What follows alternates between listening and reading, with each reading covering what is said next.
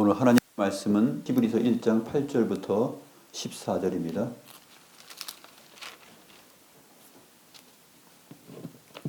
신약성경 353페이지 히브리서 1장 8절부터 14절 말씀 보겠습니다.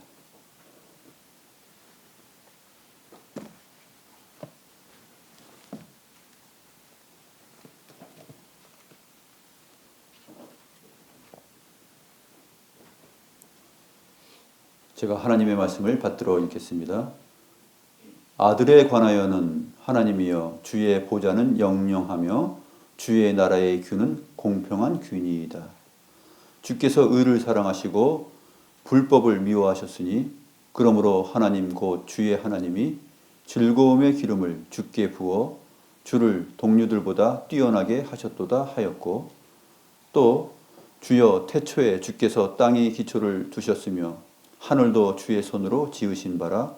그것들은 멸망할 것이나 오직 주는 영존할 것이요 그것들은 다 옷과 같이 낡아지리니 의복처럼 갈아입을 것이요 그것들은 옷과 같이 변할 것이나 주는 여전하여 연대가 다함이 없으리라 하였으나, 어느 때 천사 중 누구에게 내가 내 원수로 내 발등상이 되게 하기까지 너는 내 우편에 앉아 있으라 하셨느냐. 모든 천사들은 섬기는 영으로서 구원받을 상속자들을 위하여 섬기라고 보내심이 아니냐.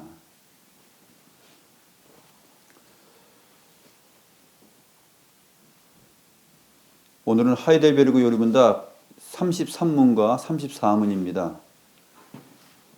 33문과 34문 읽고 한번 우리가 요리문답의 내용과 히브리서의 내용들을 함께 살펴보도록 하겠습니다. 33문 문답합니다. 우리 역시 하나님의 자녀인데 그분을 왜 하나님의 독생자라 부릅니까? 왜냐하면 오직 그리스도만 본질로 하나님의 영원한 아들이시기 때문입니다. 우리는 그리스도로 말미암아 은혜로 입양된 하나님의 자녀입니다. 33은 당신은 왜 그분을 우리 주라 부릅니까? 왜냐하면 그분이 금이나 은이 아니라 그의 보혈로서 우리의 몸과 영혼을 우리의 모든 죄로부터 구속하셨고 우리를 마귀의 모든 권세에서 해방하여 주의 것으로 삼으셨기 때문입니다. 오늘은 우리가 믿고 고백하는 신앙 고백 내용 가운데 하나님의 아들에 관한 것에 대해서 집중적으로 살펴보도록 하겠습니다. 지난 시간에 우리는 그리스도와 그리스도인이라는 주제를 다뤘습니다. 그리스도가 누구이신지 찾아보았고 또 그리스도인이 또 누구인지를 살펴보았습니다.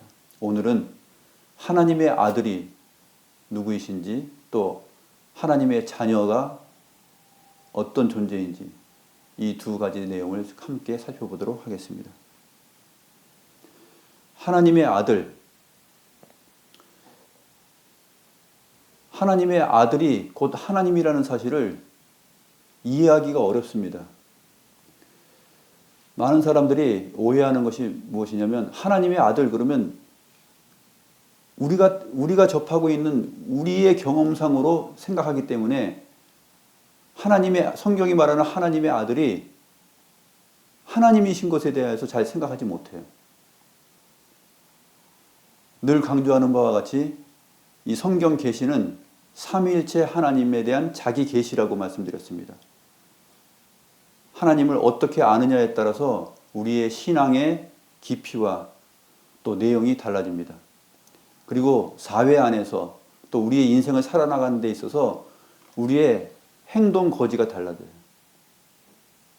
하나님을 아는 지식은 곧 우리의 삶에 대한 인식으로 연결되어 있고 하나님을 깊이 알아가면 알아갈수록 성경적으로 알아가면 알아갈수록 우리의 실존에 대한 이해가 더욱더 깊어집니다. 그래서 이 사도신경의 내용을 통해서 간단한 문장으로 되어 있지만 이 간단한 문장이 성경 전체를 반영하고 있기 때문에 이 문장 하나하나를 우리가 깊이 있게 생각하고 성경을 따라서 배우고 익히고 우리 것으로 삼는 것에 대해서 굉장히 정신을 집중해야 되고 마음을 집중시켜야 됩니다. 그리스도는 곧 하나님의 아들이시고 예수도 하나님의 아들이시죠. 그런데 오늘 하이델베르크 요리문답 33문에서 우리 역시 하나님의 자녀인데 그분을 왜 하나님의 독생자라고 부릅니까? 이렇게 표현하고 있습니다. 하나님의 독생자, 하나님의 아들에 대해서 독생자라는 표현이 나오는 것은 요한복음이죠. 요한복음 1장 14절과 18절, 그리고 요한복음 3장 16절. 그렇게 세 군데에서 하나님의 독생자라는 그 내용이 나옵니다. 모노게네스. 모노레일처럼 이 모노, 아주 단일한 거예요. 하나이죠. 게네스는 이제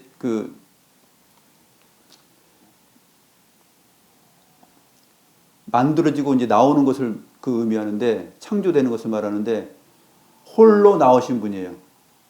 홀로 나오신 분. 독생자는 홀로 나오신 분. 유일하게 하나님으로부터 유일하게 나오신 분이란 그런 의미입니다. 독생자. 이것은 이제 과거에 그 사도신경의 문장에 보게 되면, 우리도 이제 사도신경 암송할 때 말하지만 그의 외아들 이렇게 되어 있지 않습니까? 외아들이라는 개념은 사실 이 성경에서 말하고 있는 그 독생자의 개념에 너무 못 미치는 내용이죠. 외아들은 딸이 있어도 외아들이지 않습니까? 그러니까 우리 육신이 경험할 수 있는 그런 의미로서 생각하여서는 안 된다 하는 것을 우리가 여기서 생각할 수 있죠.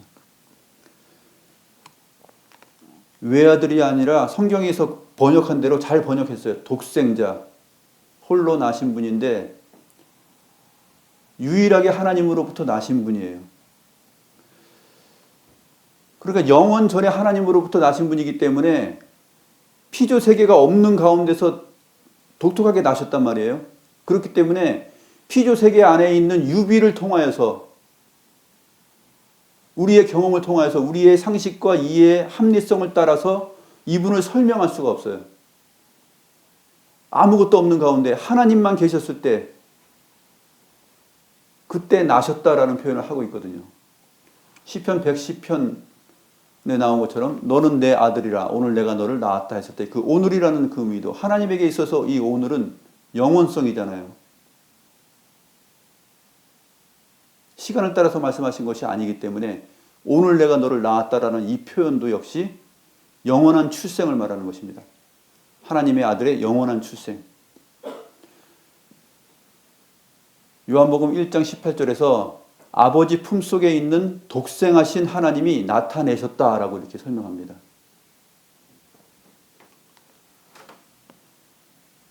아무도 하나님을 본 사람이 없어요. 그런데 그 하나님을 아버지 품속에 있는 독생하신 하나님이 나타내셨느니라. 사실 하나님께서 우리에게 적응하는 방식으로 우리가 이해할 수 있도록 품속에 있다라는 표현을 해요. 그러나 사실 엄마의 품속에 있는 아기가 태어나는 것처럼 그런 방식은 아니에요. 그러나 이렇게 신인 동영론적인 표현, 우리에게 적응할 수 있는 방법으로 우리를 친히 아끼시면서 설명을 해주시는 것이죠. 품속에 있는이라고 했을 때 있는은 뭐냐면 있었던 것이 아니고 있는이에요. 계속 현재형입니다. 이것이. 아버지의 품속에 있는 현재형.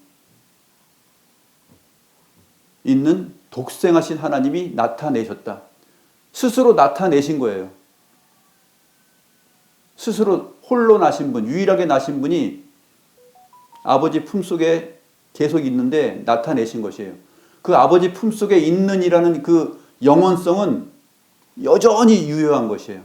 영원부터, 태초부터 영원히 유효하고 지금도 유효하고, 주님께서 2000년 전에 이 땅에서 십자가 사건을 지실 때까지 활동을 하셨지만 그것은 신성과 인성으로서 하나님께서 사역하신 것이 아니십니까?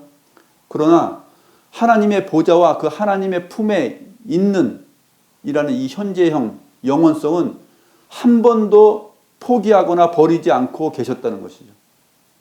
한 번도 포기하거나 거기로부터 완전히 분리되거나 떨어져 나온 것이 아니라 아버지와 함께 아버지 품 안에 현재적으로 영원적으로 있는 가운데서도 2000년 전에 주님께서는 오신 것이에요.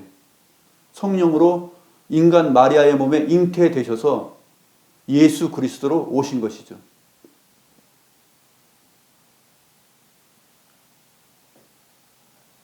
바로 그러한 그 하나님의 아들을 하나님의 독생자라고 표현을 하고 있는 것입니다. 우리가 누구를 믿는가? 바로 이 하나님의 아들, 하나님이신 분을 믿고 있는 것입니다.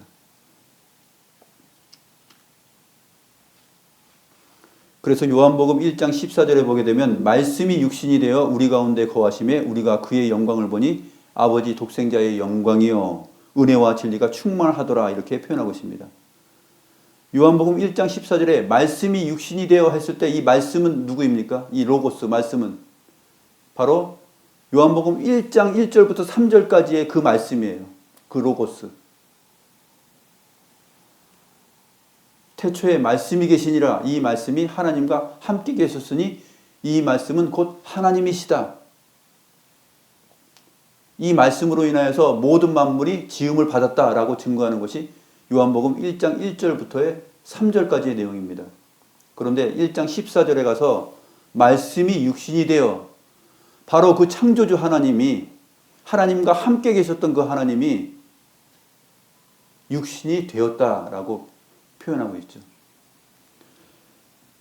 그러니 그의 영광을 보니 아버지 독생자의 영광이요 은혜와 진리가 충만하다 이러한 말을 하는 것입니다.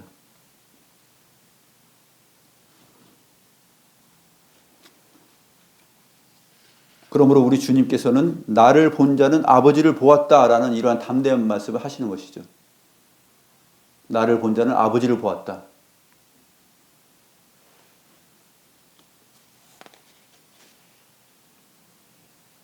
요한복음 14장 1절에 보게 되면 너희는 마음에 근심하지 말라. 하나님을 믿으니 또 나를 믿으라.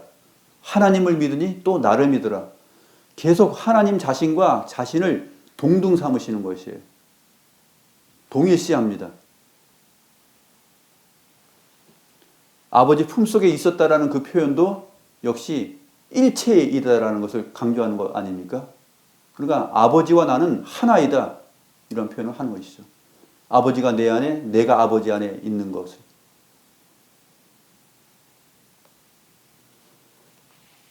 이러한 부분들이 우리가 누구를 믿는가라는 것에 대한 핵심입니다. 우리가 하나님을 믿는다 했을 때 바로 성부, 성자, 성령, 삼위일체 하나님을 믿는다라고 고백하는데 이 믿음의 고백이 얼마나 위대한가, 얼마나 거룩한가. 세상에 어떤 사람들도 이것을 흉내낼 수 없는 믿음이다라는 것이죠.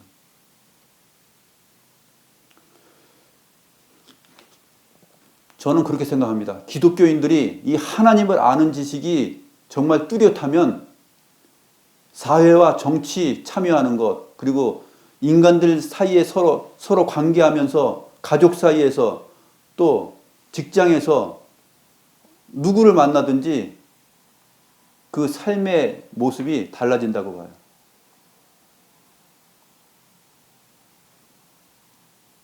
하나님이 누구이신지 주의 말씀을 통해서 뚜렷이 알고 그 다음에 나는 누구인가를 알게 될 때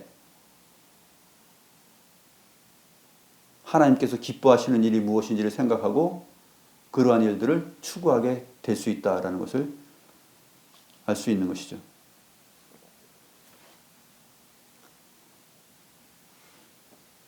또한 너희가 나를 알았더라면 내 아버지도 알았으리로다 라는 이러한 말씀을 하시는 것을 볼 때 아버지와 아들은 하나이다라는 것을 계속 강조하여서 설명을 하고 있습니다.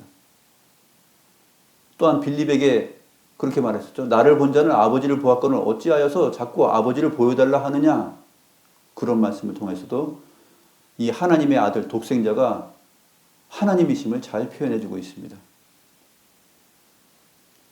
지난번에도 말했듯이 아버지라는 단어는 아들이라는 단어를 전제하는 단어라고 그랬습니다. 아들 역시도 아버지라는 단어를 전제하고 있죠. 서로 전제하고 있는 것이에요. 그렇게 생각하면 하나님과 하나님의 아들이라는 표현을 우리가 조금은 그래도 좀 쉽게 이해할 수 있지 않을까 이렇게 생각이 됩니다. 그래서 아버지와 아들은 시간성을 따라서 이해할 수 있는 것이 아니에요.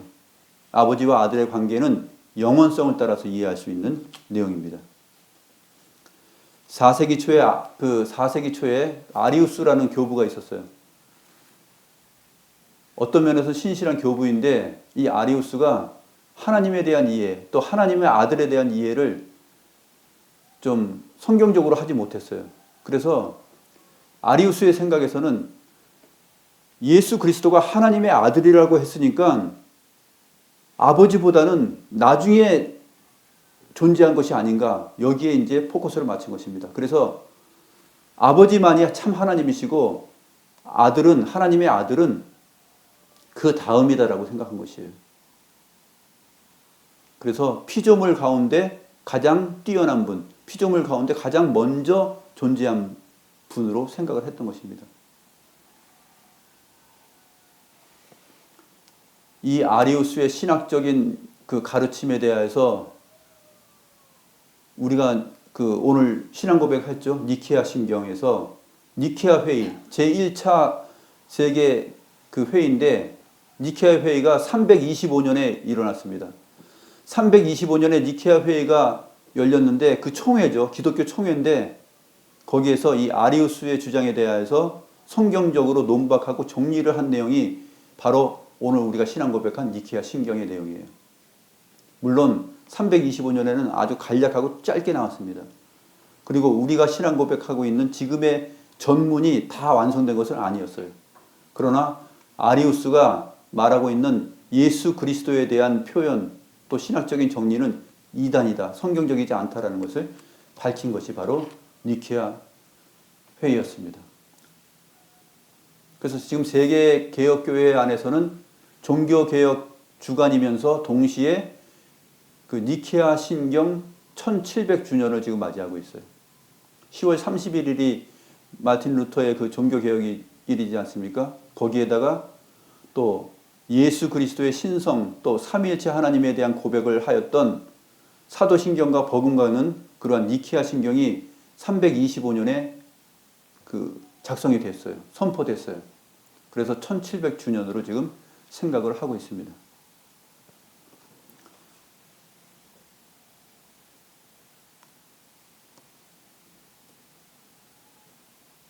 하나님의 독생자. 우리 니케아 신경 잠깐 한번 볼까요? 시편 찬송 앞에 있는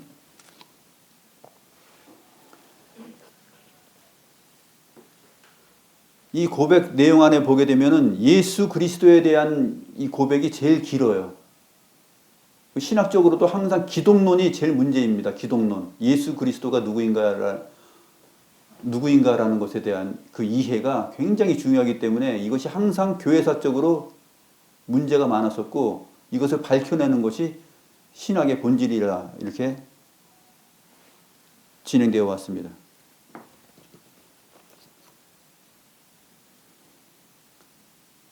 나는 또한 그쪽부터 보면 나는 또한 한 주님 예수 그리스도를 믿습니다. 그분은 하나님의 독생자이시고 이렇게 되어 있죠. 하나님의 독생자 예수 그리스도. 만세전에 성부에게서 나신 분이며 모든 만물이 있기 전에 성부에게서부터 나신 분이다. 영원한 출생을 의미하는 것이죠. 하나님에게서 나신 하나님. 하나님에게서 나셨는데 하나님이셔요.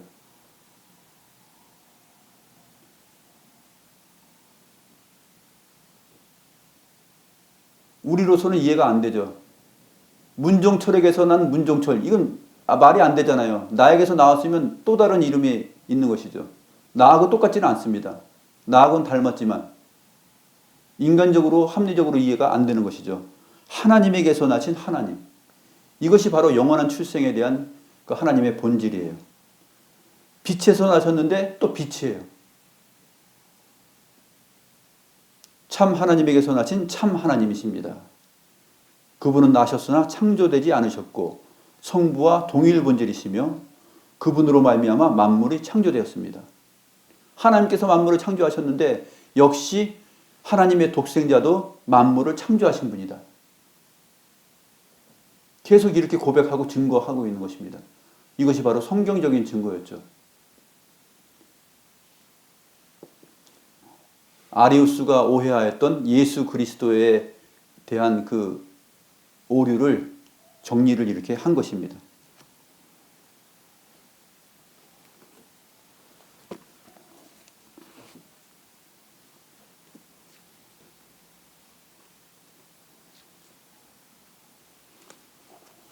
그래서 또 하나의 내용은 이제 성령론에 대해서 성령 하나님에 대해서 그 고백을 할 때 나오는데 밑으로 내려가시면 나는 또한 성령님 하면서 성령에 대한 고백이 나오죠. 그분은 성부와 성자에게서 나오시고 이 부분이 중요합니다. 성령께서는 성부에게서 나오시고 또한 동시에 성자로부터도 나오시는 것이에요. 요 문구가 325년에는 없었어요. 325년 니케아 그 공의회에서는 만들어지지 않았습니다. 이 표현이. 필리오쿠에라는 그 라틴어인데 그리고 아들로부터라는 의미예요. 성부도 성자도 성령도 하나님이신 것이 증거된 것이 바로 325년이었고 이것을 좀 더 체계화하여서 좀 다듬었던 것이 381년 니케아 콘스탄티노플 회의 때 또 한 번 나왔었고 이 신앙 고백 하나님 성경에서 말하는 하나님이 어떤 분이신지를 정말 삼위일체 하나님에 대한 증거를 신앙 고백적으로 표현하는데 이렇게 교회사적으로 오랜 세월이 걸린 것입니다. 저희 시편 찬송에 이게 번역되어 있는 요 내용들은 사실 제가 그 저희 교회 설립할 때 아주 아둔한 실력이지만 제가 그 라틴어하고 이렇게 다 그 비교하고 영어하고 다 번역하고 비교하면서 제가 사실은 제 번역서예요 이게 제가 번역한 내용입니다. 근데 실력이 없는데 그냥 막 하여튼 고민하면서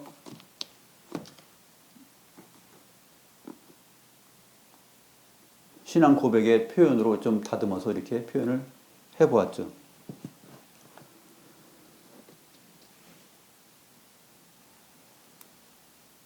성령 하나님께서도 나오실 때 보냄을 받았다 했을 때 성부로부터만 보내신 것이 아니라 성자께서도 보내셨다 하는 것을 여기서 잘 증거하고 있죠.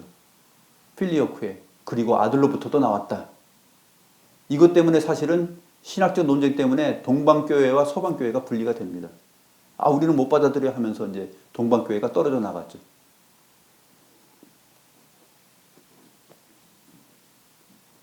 성경을 보게 되면 그리고 아들로부터가 굉장히 중요합니다. 예수 그리스도는 하나님의 아들 독생자로서 하나님으로서 성령을 우리에게 주시는 분이시죠. 아버지로부터 받아 성령을 주시는 분이셔요. 성부께서도 성령을 우리에게 주십니다. 그러면 성령께서는 아버지와 아들로부터 나오시는데 아버지와 아들로부터 나온다고 했을 때 또 이것을 또 우리 인간적으로 생각하면 안 되겠죠. 그러면 성부와 성자 두 근원으로부터 오겠네, 두 하나님으로부터 오겠네 이렇게 생각하면 또 아리우스적인 생각이에요. 성령 하나님은 성부와 성자로부터 오시지만 두 근원, 두 하나님으로부터 오시는 것이 아니라 한 하나님, 한 근원으로부터 온다라고 이해를 해야 성경적인 이해입니다. 기독교 신앙은 바로 이러한 하나님을 이해하는 그 종교예요. 하나님이 어떤 분이신지. 세상에 많은 신들이 있죠. 사람들이 추구하는 신 개념이 있습니다. 사람들이 만들어낸 신. 그 어떤 신도 신의 존재를 이 성경적으로 이렇게 설명하는 계시의 내용은 없어요. 그렇기 때문에 유일하신 하나님이세요. 온 천지 만물, 눈에 보이는 것과 보이지 않는 것들을 창조하실 만한 그러한 하나님이시죠. 모든 피조물로부터 구별돼서 거룩하게 스스로 존재하시는 그 영원하신 하나님.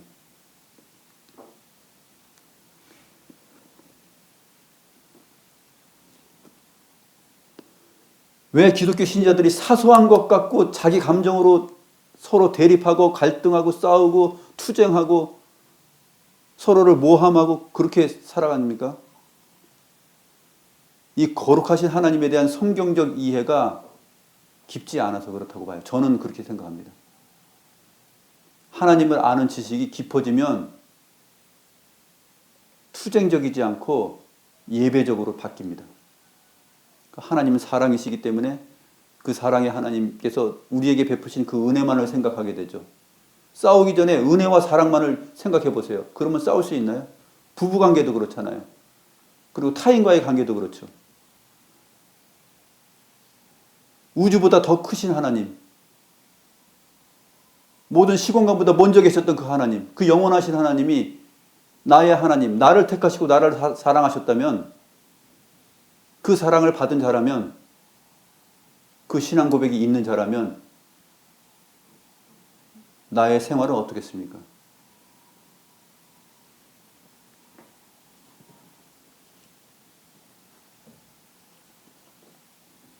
한 사회를 이해하고 국가를 이해하고 나 자신을 이해하고 이웃을 이해하는 데 있어서 이 하나님을 아는 지식을 풍성하게 갖는 것이 굉장히 중요합니다.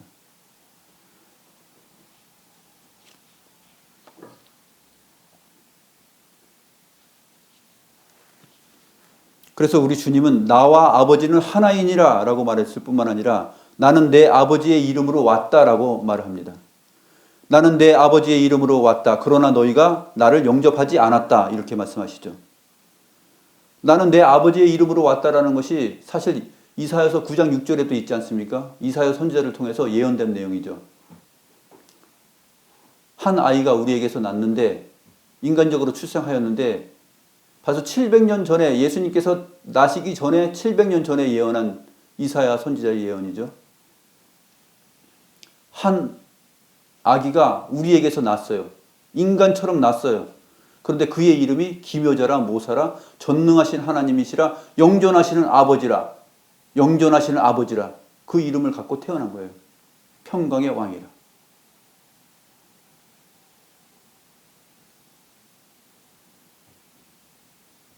예수 그리스도께서 마리아의 몸을 통하여서 인간이 되셨을 때 그 전에 700년 전에도 이사야 선지자는 바로 독생하신 하나님의 아들에 대하여서 이렇게 선포를 한 것입니다.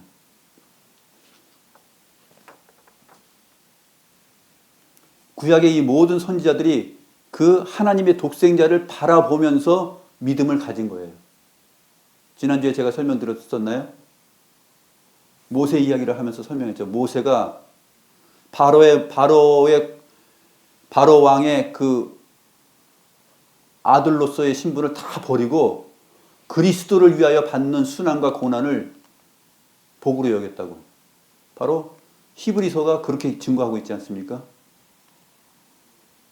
구약의 모든 선지자들이 바로 그러한 믿음을 가졌던 것이죠.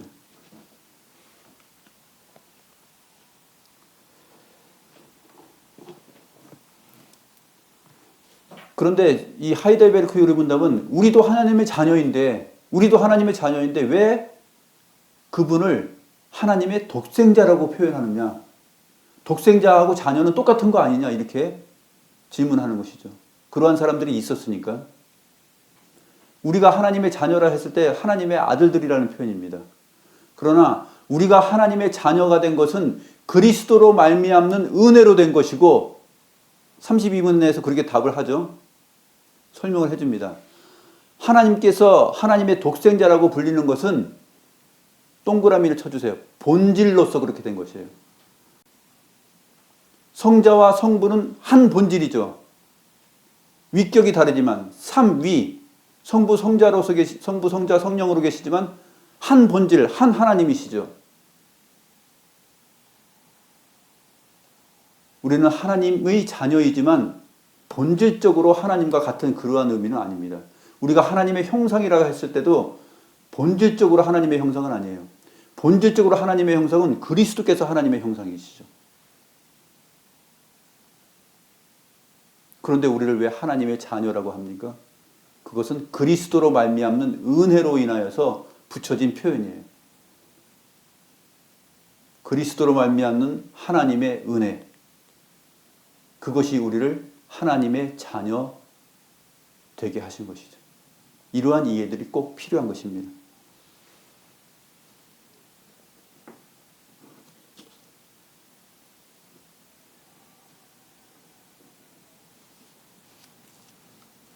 그래서 아리우스는 그 하나님의 아들에 대해서 동일 본질이 아니라고 그랬어요. 동일 본질이. 틀리다. 아버지하고 아들은 틀리다. 우리가 이 지상에서도 아버지와 아들이 틀린 것처럼 하나님도 아버지가 있으면 아들은 똑같은 것은 아니야. 이렇게 생각했던 것이에요.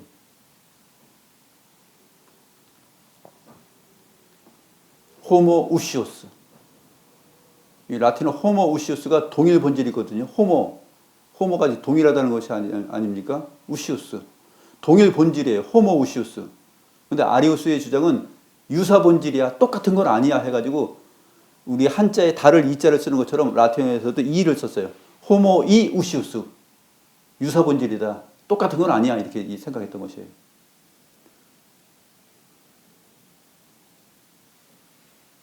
성부와 성자와 성령은 동일 본질이시다 하는 것을 우리가 꼭 기억하면서 성경에서 성령 한 분만 언급되어도 나머지 성부, 성자를 함께 생각하는 시각을 가져야 되고요. 인식을 가져야 됩니다. 그렇게 봐야지 시공간 안에서 유한한 우리 존재가 삼위일체 하나님에 대해서 그렇게 접근할 수밖에 없어요. 안 되지만 영혼성에 대한 접근이 우리로서는 안 되지만 이해는 그렇게 가지면서 성경을 보는 것이에요.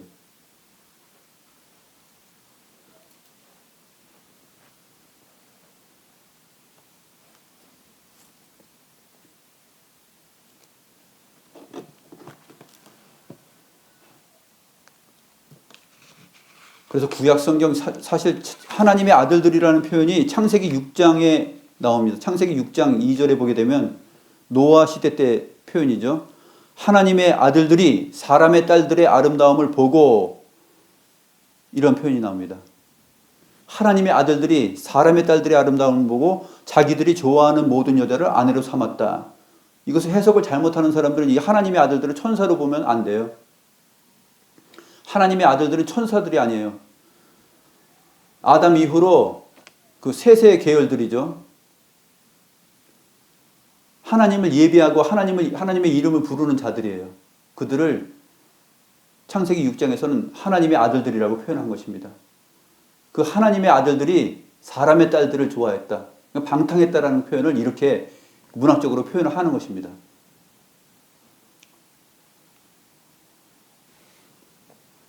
그래서 창세기 6장 2절부터도 하나님의 아들들이라는 이 표현이 나오고 있고 나중에 이제 로마서 살펴볼 텐데 로마서에서도 이 하나님의 아들들이 우리 믿는 자들의 전체를 의미하는 말로 나옵니다. 물론 하나님의 아들들이라는 표현이 천사를 통해서 천사를 나타내는 표현으로 나온 적이 있어요. 욥기 1장 6절입니다. 욥기 1장 6절에 보게 되면은 하루는 하나님의 아들들이 와서 여호와 앞에 섰고 사탄도 그들 가운데 온지라. 욥을 시험할 때죠. 욥을 시험할 때 하늘에서 어떤 일이 있었냐 하면은 하나님의 아들들이 왔어요. 하루는. 여기서 말하는 하나님의 아들들은 천사들입니다. 같은 단어라 할지라도 그 문장 속에서 문맥을 따라서 이해를 해야 정확한 것이 되겠죠. 하루는 하나님의 아들들이 와서 여호와 앞에 섰고 사탄도 그들 가운데 온지라. 타락한 사탄도 그 천사들 가운데 왔어요. 같이 온 것이죠. 그래서 사탄이 하나님 앞에 욥이 저렇게 하나님을 섬기는 것은 자기가 건강하고 자기가 모든 것을 많이 가졌기 때문에 부유하기 때문에 그렇죠. 한번 저 재산을 한번 쳐보세요. 그러면 하나님을 원망하고 하나님을 떠날 것입니다. 이렇게 참소하지 않습니까?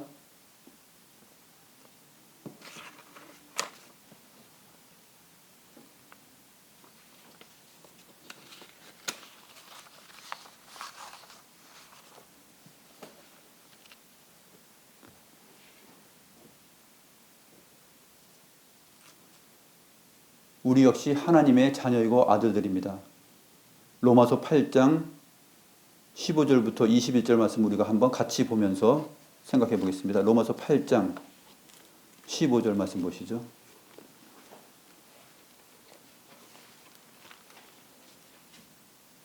로마서 8장 15절부터 21절까지 말씀 보고 마무리하겠습니다.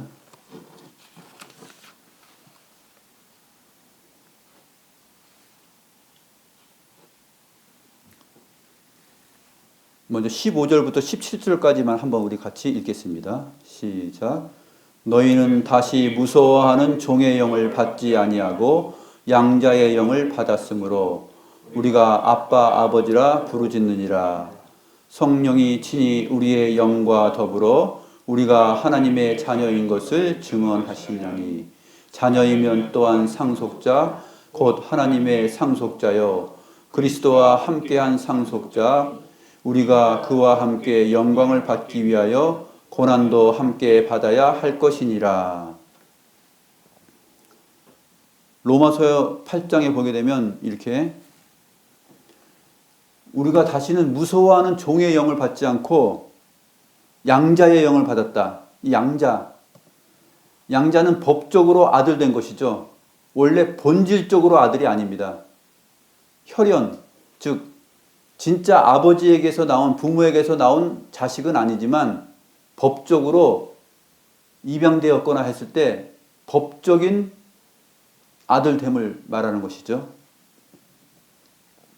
그래서 이 양자라는 그 헬라어 단어가 원래 휘오데시오스인데 휘오데시오스가 바로 아들로 선정되다, 아들로 채택되다, 아들로 받아들여지다 그런 표현이에요. 원래는 종의 영이었죠. 무서워하는 종의 영. 하나님으로부터 떠나서 죄로 말미암아 분리되어 있어서 심판받을 수밖에 없는 그러한 죄의 종이죠. 그런데 하나님의 아들로 하나님께서 삼으셨습니다.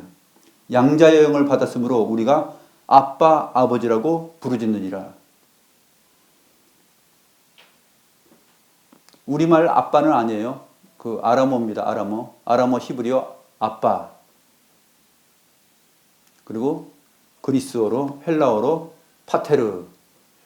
그래서 아빠 파테르 이렇게 되어 있어요. 우리말로 아빠가 아니라 번역된 것입니다. 아빠 아버지라고 부르짖느니라. 왜 부르짖는다고 표현을 했을까요? 이 아빠 아버지라고 부르짖었던 그 분이 있어요. 그분이 누구냐면 독생자 하나님이세요. 예수 그리스도께서 십자가 사건을 앞에 두고 겟세마네 동산에서 간절히 기도할 때 아빠 아버지여라고 기도합니다. 무릎을 꿇고 아빠 아버지여. 아람어와 그리스어를 쓴 거예요. 아빠 아버지여 이 잔을 나에게서 떠나가게 하옵소서. 그러나 나의 원대로 마옵시고 아버지의 원대로 하시옵소서라고 그렇게 부르짖었던 기도입니다. 그런데 그 주님께서 아버지를 향하여서 아빠, 아버지라고 했던 그 부르짖음을 너희가 할 수 있게 되었다라고 얘기하는 것입니다. 사도 바울이 그것을 증거하는 것이에요. 로마에 있는 교회 성도들에게 너희가 무서워하는 종의 영을 받지 아니하고 양자의 영을 받았으므로 우리가 이제는 아빠 아버지라고 부르짖느니라. 주님께서 부르짖었던 그 부르짖음을 우리가 할 수 있게 되었다. 그러면 우리가 누구냐? 하나님의 아들들이라. 그런 표현이에요. 본질로 하나님의 아들은 아니지만 그리스도로 말미암는 은혜로 하나님의 아들이 된 것이죠. 하나님의 자녀가 된 것이죠.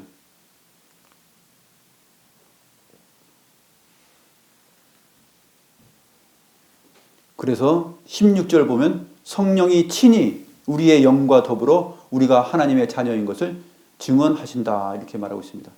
성령 하나님께서 친히 우리 안에 있는 영과 더불어서 우리가 하나님의 자녀인 것을 증언해 주셔요. 네가 하나님의 자녀인 거 어떻게 알아? 어떻게 믿을 수 있어? 말해봐. 그랬을 때 우리는 이 16절을 생각해야 돼요. 그거 성령께서 내 안에 있는 영을 통하여서 우리가 내가 하나님의 자녀인 것을 증거하고 있어.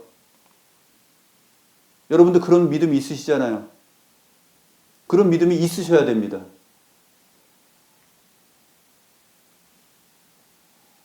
그런데 따지고 묻기 좋아하는 그 약간 좀 이상한 사람들이 있죠. 너 하나님의 자녀야? 하나님의 자녀인 것을 증명해봐. 그러면 어떻게 말합니까? 내가 증명해도 너는 보지 못할 걸 그렇게 얘기하죠. 내가 증명해도 너는 보지 못해. 왜냐하면 성령께서 내 안에 있는 영을 통하여서 내가 하나님의 자녀인 것을 지금 증거하고 있거든. 이 증거가 네 눈에는 안 보일 거야. 이렇게 말하면 되죠.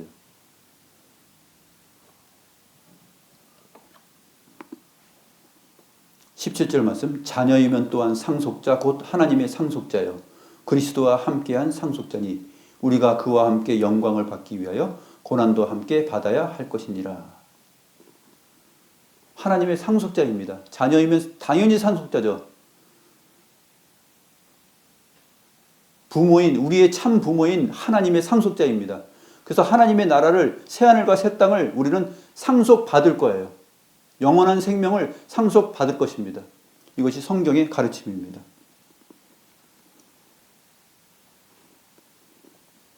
그러면서 덧붙인 말은 약간의 부담이 되는 것이죠. 그와 함께 영광을 받기 위하여 고난도 함께 받아야 할 것이니라. 뭐 이 정도 각오 못하겠습니까? 그리스도인이? 그 영광이 얼마나 찬란하고 복된데 이 땅에서 고난을 받는 것 기꺼이 받죠. 뭐.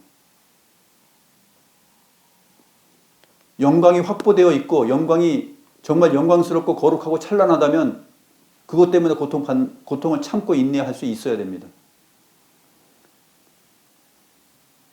시험 볼 때 답을 다 알고 있어요. 문제를 다 풀 수 있고 공식을 다 알고 답을 다 알고 있어요. 근데 자기가 알고 있는 답에 그 문제를 다 시험이 나왔어요.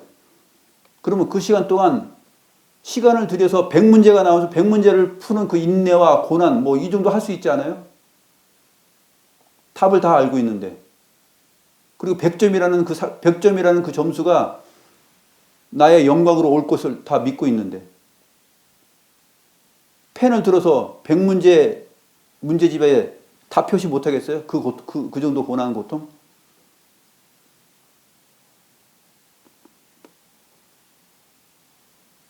성경적으로 하나님께서 우리에게 하나님의 자녀들에게 보장되어 있는 그 하나님의 나라에 대한 상속과 영광의 복은 마치 그런 것과 같아요. 그래서 이 땅에 사는 동안 우리가 어떠한 현실 가운데 있든지 그 정도는 문제 푸는다 생각하고 이렇게 답을 쓰시면 돼요. 알고 있는 답을 여러분들이 표시하면서 이름도 쓰고 그러한 시간적인 그 고난을 받으시면 됩니다.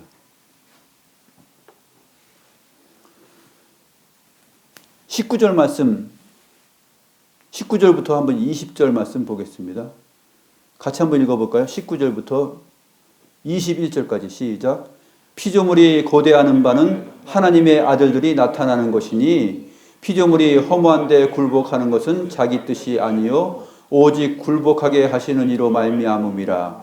그 바라는 것은 피조물도 썩어짐의 종노릇한 데서 해방되어 하나님의 자녀들의 영광의 자유에 이르는 것이니라. 아멘.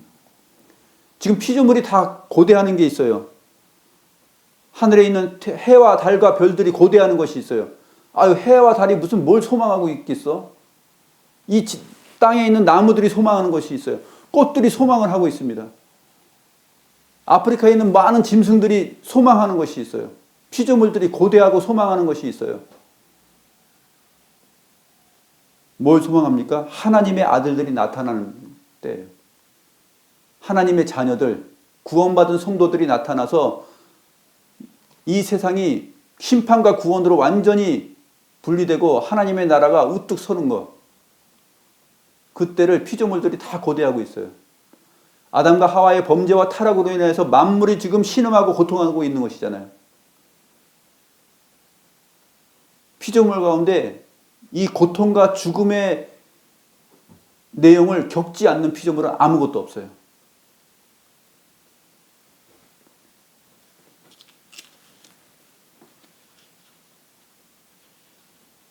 그래서 하나님의 아들들이 나타나는 때를 고대하고 있다.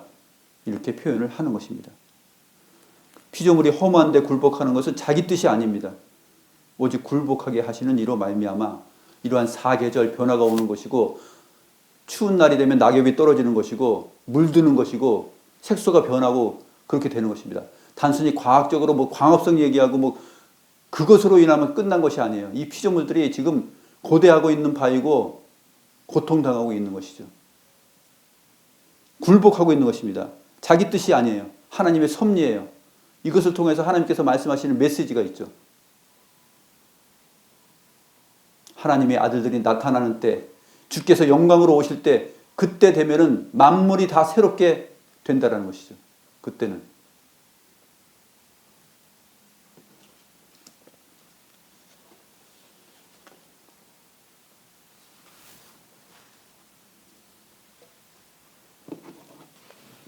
오늘 하나님의 독생자에 대해서 살펴보았고 하나님의 자녀들의 관계까지도 잠깐 짧은 시간이지만 생각해 보았습니다. 기도하겠습니다.